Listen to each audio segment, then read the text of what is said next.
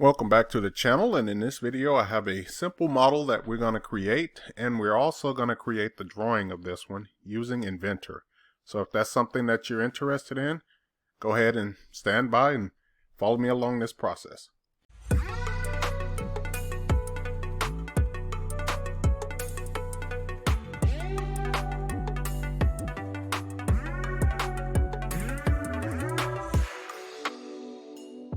Okay, so now that I have Inventor open, I will start by selecting New here.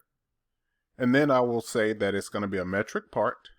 And I'm going to start off using a standard millimeter IPT. And then we're going to go ahead and hit the Create button. And we're going to give Inventor a little time. It should be loading up behind the scenes. I did do this exact same part using AutoCAD as well as SolidWorks. So if you want something to compare each of the programs with, I would recommend that you watch both of those, and then you can kind of get a feel for how much or how similar actually all three of these programs are. Inventor is going to be super related to the AutoCAD one because they are made by the same company. So most of the commands that you do see across the top are going to be the exact ones that you're going to see in AutoCAD. So you can use that as kind of a good baseline of what you're going to use. All right. So here we go. We're going to first start off by creating a 2D sketch, and we're going to select the XZ plane. I'll go ahead and rotate this. For some strange reason, this is the one thing that I really hate about Inventor, is that it will do and flip this thing kind of depending on wherever you select, and it'll also flip the horizontal and vertical at times. I'll just go ahead and start off by creating a rectangle. I'll do it right across this line here. Let's go ahead and find the midpoint on this line here. Sometimes it doesn't show. I'm going to drag it away from it. And let's see if we can find that green dot here. Oh, never mind. I keep forgetting. This is a different program. Let's go to Coincidence. And now I'm able to find the green dot here and then place it right along that point. Okay. Next, let's go ahead and put a circle across the front here. So we'll go from that center there to that end point. We'll do some trimming here. So I'll go ahead and trim off these portions. And now I can go ahead and put the rest of the dimensions that I need on this, right? So we know how wide this thing is because we do know what the radius is. So I can either define it by the radius or the width here at the bottom. That's going to be kind of up to you on how you want to do that. But I'll just go ahead and specify that the radius here is going to be set to 25. All right, so everything shrinks accordingly, which is a really nice feature. I know the old feature of Inventor didn't have that in it, but now they seem to have gotten that right. Okay, the next thing I need to do is that I need to know the distance between here and this back line. Okay, so this overall distance here will be set to 45. And let's see, we need 3 more dimensions. Just kind of looking over this and seeing what are the other possible dimensions that I should need, because I know this is already set to tangent. Okay. Oh, there we go. So you see when I moved this, it didn't have the tangency along that edge. Let's go ahead and place a tangency along there. Saying I need 2 more dimensions. Let's place a tangency along here. And it's saying I need 1 more dimension. And let's see. There we go. This back line needs to be vertical. Okay, so I'll go ahead and check that.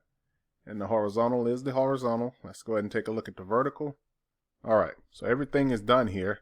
Now I can use the hold command as you saw me do in other videos when I used Inventor. But I'm just trying to make this quick and easy because I want to get to the actual drawing portion of this.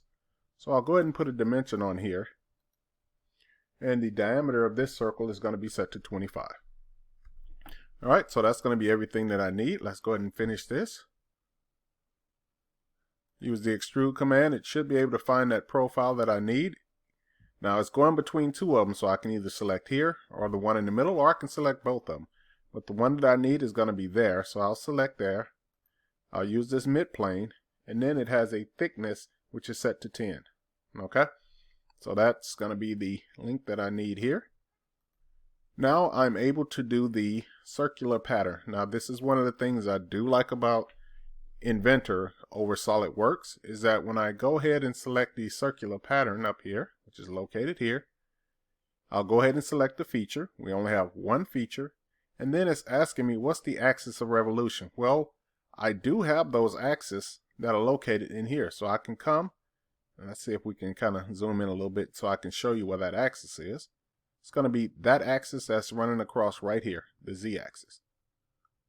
Okay, so you see this thing rotate 6 times around. We actually need it to rotate 4. And once I hit the OK button, it should join and union all of those together, right? All right, so the part is actually created now. So we're done with all of the modeling stuff. We do have to save this, just like we do in SolidWorks. AutoCAD is the only one that we can use our one drawing, I should say. All right, so I'm just going to go ahead and locate where I need this to go. And we're going to call this example 1. All right, so now we have our model created. Let's go ahead and go to the new icon again. We're going to create a drawing this time, so I'm just going to scroll down and then I'll go ahead and find the ANSI millimeter IDW. Go ahead and double click on that and give Inventor a little time to load it up. And this is where I like to remind you, thank you for coming back to this channel and watching these videos, and hopefully you are kind of learning something. But you know, if you see something that I'm doing wrong, as I always like to learn and pick up new skills and things of that nature. So if you do see something that I'm doing wrong or differently, please leave me a comment down below. All right, so once this opens up, I'll just go to the sheet here, and let's see if I go to edit sheet. Let's go ahead and change this from a D size to a B size. And that should shrink this. Now I can go ahead and get rid of the title block in here. I really don't need it. So I'm just going to right click on here and just go ahead and delete it. And now let's start bringing in our views. So we're going to start with the base view, and it's going to automatically assume and look at the drawing that we have open. Now this is one feature that I do like over SolidWorks, is that I'm able to just left click and drag this and it'll jump to the next scale size of this, right? So we can also do a custom scale by typing it in here, but you can see that it sets to 1.5. That one is good. Now I can go ahead and place the view above it, and then I can also create the isometric here in the top corner. Go ahead and hit the OK button, and it should create all of those views. All right, you can see that we do have them set to the hidden lines if we wanted to turn those off. If I go ahead and double click back on this view, it should open up this again, and then we can control what we want to see here. So if I want to remove those hidden lines, I do have that option here, or I can show them. All right.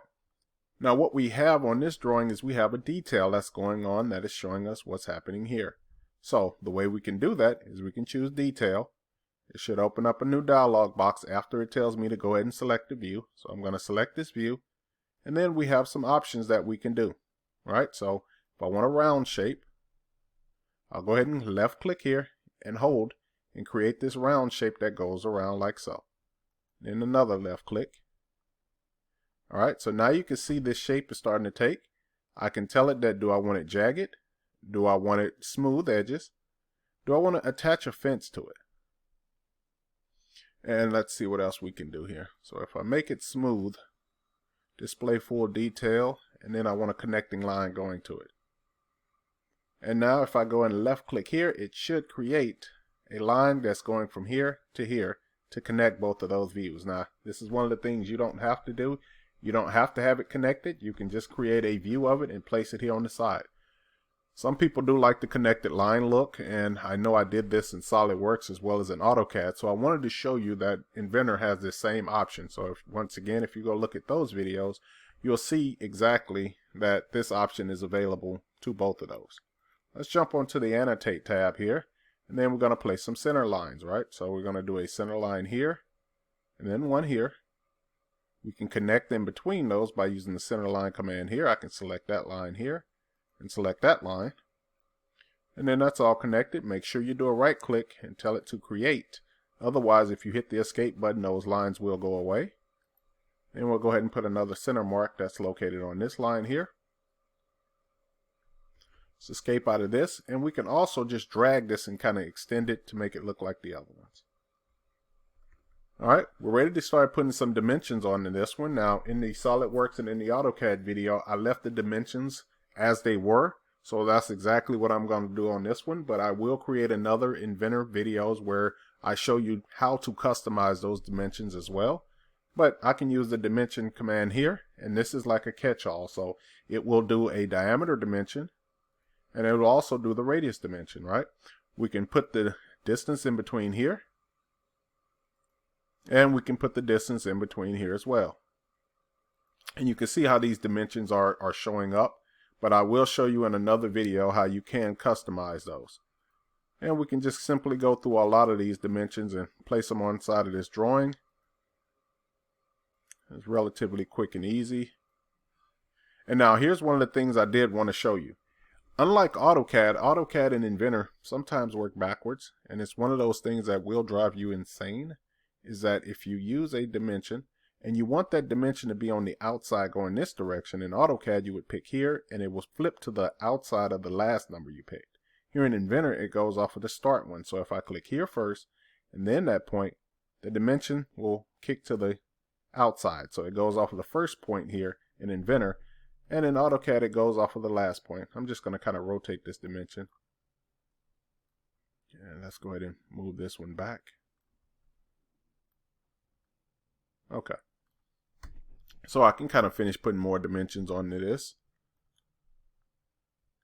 And let's see, let's put a couple more on here. And once again, I want this dimension to be on the outside, so I do a left click on that one first, and then the outside one. And I accidentally missed my point. So here first, then here, and then here. Okay, so relatively easy, simple to do here in Inventor. And like I said, we will discuss on how to customize these dimensions in the future. What I really wanted to show you was how you can kind of make a quick drawing here using Inventor. Like I said, we'll get into all of the other nuances and all the options, but in this one I wanted to show you how to make this kind of connecting detail view, how we can take a look and create some of these other views, and then I can go ahead and make that into a shaded view there.